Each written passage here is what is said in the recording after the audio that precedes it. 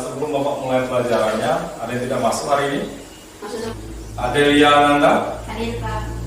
Aditya Pausa? Hadir, Pak. Barangkali masih ada yang ingat kenapa faktor struktural menjadi salah satu pendorong mobilitas sosial? Salah. Oke, silakan. Karena struktur masyarakat Indonesia yang sangat terbuka. Barangkali mungkin ada yang bisa menambahkan. Saya, Pak. Ya, silakan. Karena struktur masyarakat Indonesia yang sangat terbuka dan kedudukan yang tinggi bukan berdasarkan keturunan tapi berdasarkan kemampuan. Masyarakat kita yang terbuka memungkinkan siapa saja bisa yang berdasarkan kemampuan seseorang.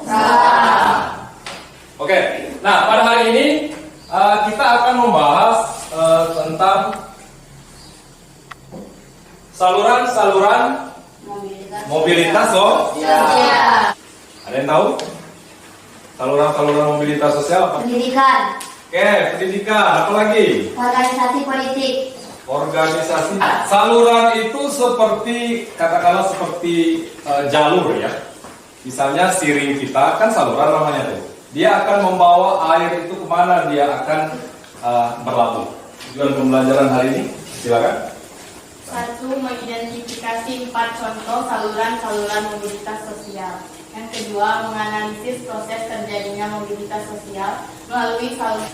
Setelah kalian mempelajari saluran-saluran mobilitas sosial ini, nanti kegiatan kita selanjutnya Bapak akan berikan tugas. Setelah diberikan tugas, kalian mengerjakannya selanjutnya dipresentasikan ke depan. Paham ya? Paham. Sekarang perhatikan saluran-saluran mobilitas sosial. Kalian tentu berpikir bagaimana caranya agar mobilitas sosial itu terjadi. Setiap orang dapat mewujudkan mobilitas sosial di lingkungan atau instansi tempat ia sedang berkarya. Sebagai contoh, bagi seorang guru yang sedang bertugas di lembaga pendidikan, ia dapat mewujudkan mobilitas sosial di lembaga pendidikan tersebut. Mobilitas vertikal yang sering digunakan karena melalui pendidikan orang dapat mengubah statusnya. Lembaga-lembaga pendidikan pada umumnya merupakan saluran di politik. Banyak contoh orang yang meniti perjuangan karir di organisasi Republik Indonesia. Seorang anggota partai politik yang profesional dan punya dedikasi tinggi kemungkinan besar akan cepat mendapatkannya, memberikan kesempatan seluas-luasnya bagi seseorang untuk mencapai mobilitas vertikal. Organisasi ekonomi itu antara lain koperasi dan badan usaha. Profesi lainnya yang dapat dijadikan sebagai saluran mobilitas vertikal adalah Persatuan Guru Republik Indonesia (PGRI), Ikatan Dokter Indonesia, karena organisasi profesi merupakan himpunan orang-orang yang memiliki profesi yang sama sehingga mereka akan lebih kompak dan kuat memperjuangkan profesinya. Oke. Nah, perhatikan gambar di depan. Dilihat dari belakang kenapa? Nah, saluran-saluran mobilitas itu seperti yang dijelaskan di dalam video tadi. 1. Lembaga pendidikan. Lembaga pendidikan dianggap sebagai perangkat yang mengangkat seseorang pada kedudukan yang lebih tinggi. Begini, kemarin kan kita sudah bahas salah satu yang menyebabkan kemiskinan itu salah satunya adalah pendidikannya yang rendah. Lembaga agama. Sebelum Bapak masuk ke bagian yang selanjutnya, ada yang mau ditanyakan? Saya, Pak. Ya, silakan. Bagaimana contoh organisasi politik yang ada dalam masyarakat? Barangkali ada yang bisa menjawabnya. Silakan. Saya, Pak. Dengan Partai Nasional Indonesia, Soekarno tidak memiliki jabatan di pemerintahan. Namun, melalui perjuangan politiknya, Soekarno semakin dikenal rakyat dan penjajah. Pada saat kemerdekaan, Soekarno dipilih menjadi Presiden Republik Indonesia. Oke, bagus. Lalu yang politik ini, ya, yang politik berarti hanya politik ke dia bisa mengubah mobilitas seseorang. Soekarno yang awalnya orang biasa, ya, sama seperti kita ini adalah orang biasa. Nah, karena ada karir politiknya, dia masuk ke politik, bergabung di partai, menjadi pejuang pada waktu itu, berjuang melalui partai, akhirnya lama-lama diangkat menjadi presiden. Ekonomi itu seperti apa? Perbankan, ya. Kemudian, nah ini akan mendorong seseorang mendapatkan penghasilan yang banyak. Penghasilan banyak akan membuat seseorang BPD dan di depannya BRI. BR. Ini tadi lembaga politik ya yang kita sudah bahas tadi ya. DPR ya, ada di atas mana ya? Ya.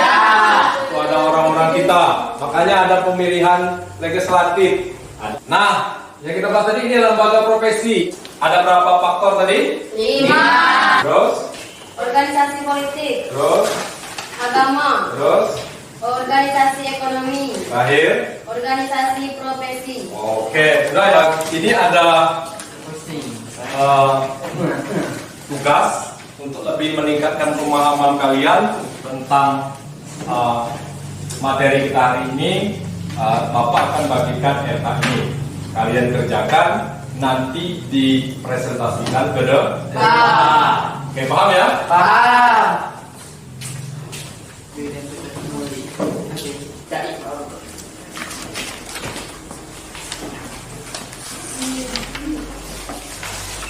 Bagaimana anak-anak, sudah? Sudah.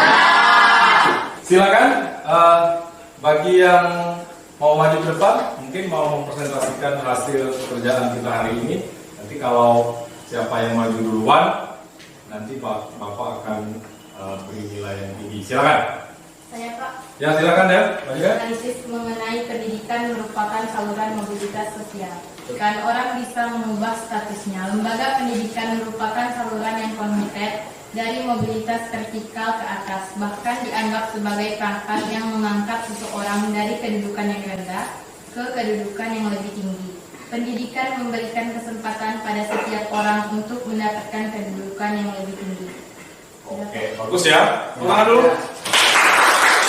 Mobilitas sosial ini yang ada di masyarakat kita. Silakan. Taiwan sehingga statusnya dari kedudukan rendah masyarakat biasa naik ke kedudukan yang lebih tinggi menjadi anggota DPR. Nah, itu adalah contoh daripada analisis hari ini. Sampai sekarang paham? Paham. Orang tuanya petani, tapi anaknya ada yang jadi dokter. Orang tuanya di desa berdagang, anaknya ada yang jadi Polisi. Itulah bagaimana saluran-saluran inilah yang akan menjadi pembawa orang untuk menaikkan mobilitas Sosial. Lalu misalnya dari polisi, dia sekolah dulu nggak ada, polisi itu tamat SMP minimal tamat SMA. Ada berapa macam tadi saluran mobilitas sosial?